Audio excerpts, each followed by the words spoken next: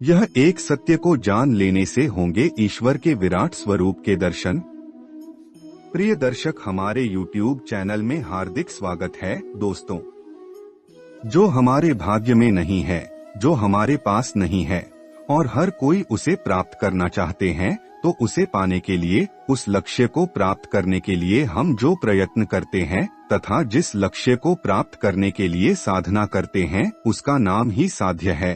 अर्थात भगवान को प्राप्त करना है तो भगवान ही हमारा साध्य है, लक्ष्य, उद्देश्य है।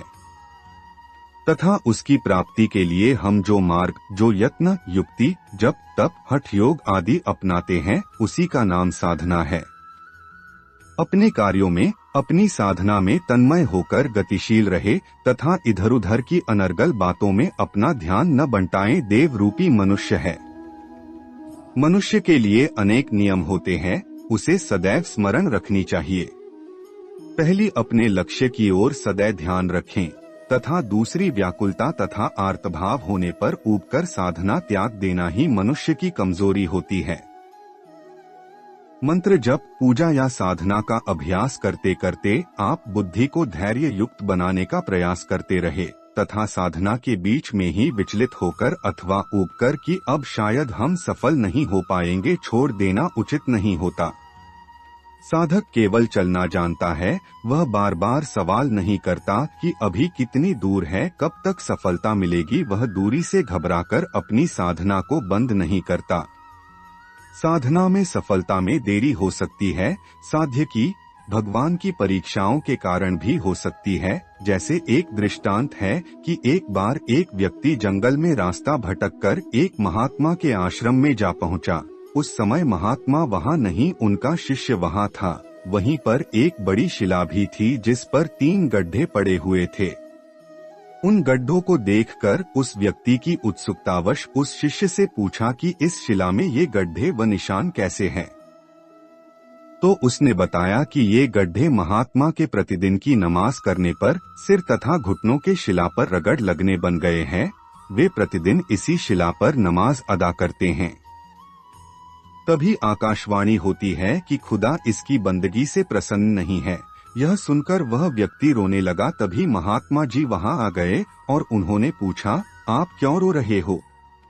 तो उस व्यक्ति ने कहा, जब खुदा तुम्हारी इतनी कठिन तपस्या से भी प्रसन्न नहीं है कि तुम्हारी बंदगी से शिला में निशान पड़ गए हैं, तो मेरा क्या हाल होगा? मैं तो कभी उसका नाम भी नहीं लेता हूँ। यह बात सुनकर महात्मा जी बड़े प्रसन्न हुए और कहने लगे कि क्या तुमने सचमुच खुदा को ये कहते हुए सुना है? क्या उनकी वाणी तुम्हारी कानों में पड़ी है कि वे मेरी बंदगी से खुश नहीं हैं? वह व्यक्ति बोला कि हाँ, मैंने स्वयं सुना है, तभी तो मैं इतना दुखी हूँ। तब महात्मा ने प्रसन्न होकर पुलकित होते हुए कहा कि मेरे लिए इससे अधिक प्रसन्नता की बात क्या हो सकती है कि खुदा को यह तो पता लगा कि मैं उसकी बंदगी करता हूँ। इतना ही मेरे लिए पर्याप्त है। उसको मेरा संदेश तो पहुँचा, मेरा नाम कम से कम उसके होठों पर तो है। वह खुश हो या नहीं, मैं तो यह रगड़ अब लगाता ही रहूंगा। उन्हें ये तो पता लग ही चुका है कि मैं रगड़ लगा रहा हूँ, बस मेरा काम हो गया। तभी दूसरी आकाशवाणी हुई, ऐ महात्मा, हम तेरी बंदगी पर अति प्रसन्न है। उस व्यक्ति ने सोचा कि इतनी सी देर में भगवान कैसे खुश हो गए, तो उत्तर आया कि इस महात्मा के धैर्य से मैं अति प्रसन्न हुआ हूँ। इसके मन में इतना अधिक विश्वास है कि भगवान जब चाहे मिले या नहीं मिले, उनकी इच्छा। परंतु मैं भगवान की बंदगी करने से, भक्ति करने से, अपनी साधना से बिल्कुल भी मुख नहीं मोड़ूंगा। इतने से ही काम हो गया। अर्थात यदि वह महात्मा उस व्यक्ति के कहने पर आकाशवाणी को दूसरी प्रकार विचार करते कि इतनी मेहनत करने पर भी जब भगवान खुश नहीं है, तो मैं बंदगी क्यों करूं? मैं साधना क्यों करूं? तो क्या भगवान खुश होकर उसे मिल पाते? अतः साधक को अपने अंतिम लक्ष्य तक साधना में विश्वास पूर्वक लगे रहना आवश्यक है। उसे यह सब नहीं देखना है कि मार्ग में कोमल पुष्प बिछे हैं अथवा कांटे। मार्ग में सभी प्रकार के आराम है अथवा कष्ट।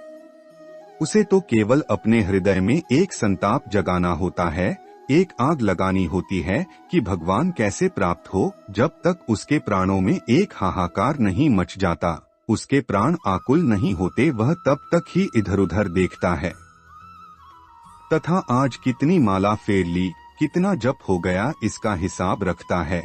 लेकिन जब उसके प्राण मिलन के लिए तड़प उठते हैं अपने प्रियतम से मिलने को, तो फिर वह कुछ भी आराम या कष्ट को नहीं देखता, वह कुछ भी मूल्य चुकाकर उसे प्राप्त करने की आकांक्षा रखे। ऐसा ही साधक बनने की कोशिश करें। जब कोई साधक साधना के पथ पर चलने के लिए तैयार होता है, तो गुरु भी उसकी परीक्षा लेते हैं, उसे प्रलोभन देते हैं तथा डराते भी है। उसका निश्चय तथा लक्ष्य भांपकर ही उसे मार्ग दिखाने के लिए तैयार होते हैं। यदि साधक इन प्रलोभनों में आ जाता है, तो वह अपनी साधना से पदच्युत हो जाता है। भय भी दिखाते हैं तथा भयभीत होकर जो साधना मार्ग से हट जाता है, वह भी कुछ प्राप्त नहीं कर पाता।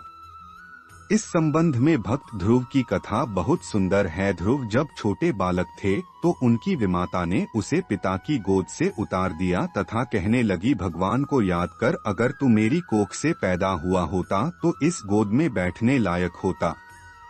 तो ध्रुव ने अपनी माता से जाकर पूछा कि मुझे क्यों उतारा, तो माता ने कहा, बेटा, यह सच है कि तुम्हें पहले भगवान को ही याद कर पिता के गोद में बैठना था, अतः तुम भगवान की गोद में बैठने के लिए उनकी तपस्या करो।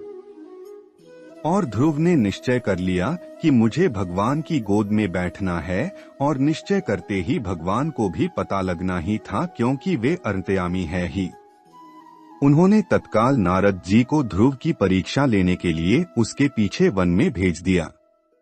और नारद जी ध्रुव से बोले, बालक, इस घने वन में कहाँ जा रहे हो?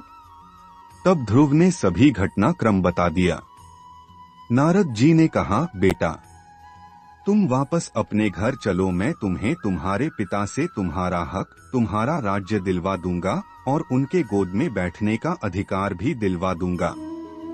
तब ध्रुव ने कहा, मुझे तो भगवान की गोद में ही बैठना है, अब वही मेरे सच्चे पिता है, जो भी लूंगा उन्हीं से लूंगा। तब नारद जी ने उन्हें भय दिखाया कि बेटा, जंगल में भयानक जानवर आदि है, भूत प्रेत आदि है, वे सब तुम्हें खा जाएंगे। वहाँ कोई खाने पीने की भी व्यवस्था नहीं है तथा भगवान का भी कोई पता ठिकाना नहीं है। तुम एक बार फिर सोच लो। तब ध्रुव ने कहा कि मैं अवश्य जंगल में तपस्या करने जाऊंगा, या तो भगवान की गोद में बैठ जाऊंगा, वरना जंगली जानवरों की भेंट चढ़ जाऊंगा। यह सुनकर नारद जी ने देखा कि यह तो सच्चा साधक है, यह किसी भी भय या प्रलोभन में नहीं आया, तो उन्होंने उसे भगवान का मंत्र प्रदान कर दिया। उन्होंने कहा, तुम जाकर नमो भगवते वासुदेवाय मंत्र का जप करो। मंत्र जप करते करते भी विघ्न आते हैं और साधना के बीच में सुंदर रूपों में भी विघ्न आते हैं। ऐसा ही अनुभव ध्रुव के बारे में भी है। ध्रुव के सामने भी माया रूपी सुनीति माँ बनकर आई और ध्रुव को पुकारने लगी, बेटा, शीघ्र वापस आ जाओ, मैं बड़ी दुखी हूँ। उन्हें विचलित करने का प्रयास किया, लेकिन ध्रुव अटल रहे और 6 महीने के अंतराल में ही उस बच्चे ने भगवान की गोद में स्थान पा लिया। विभिन्न देवता अथवा आकाशचारी निम्न देवता भी इष्ट के भेष में आकर विघ्न उत्पन्न करते हैं, प्रलोभन भी देते हैं। आत्म साधक किसी भ्रम में न पड़े कि यह तो साधना की सिद्धि मिल रही है, आगे और भी मिलेगी। साधक को अपने अनुभव की बातें शेखी में आकर दूसरों से नहीं कहनी चाहिए। इससे उनका अनुभव आना बंद हो जाता है और उन्हें पुनः कुछ समय तक चेष्टा करनी पड़ती है, तभी अनुभूति हो पाती है। अपनी प्रशंसा पाने के लिए हम दूसरों के सामने अपनी अनुभूति बताकर विघ्नों को आमंत्रित करते हैं। इन सबसे साधक को किनारा करना चाहिए।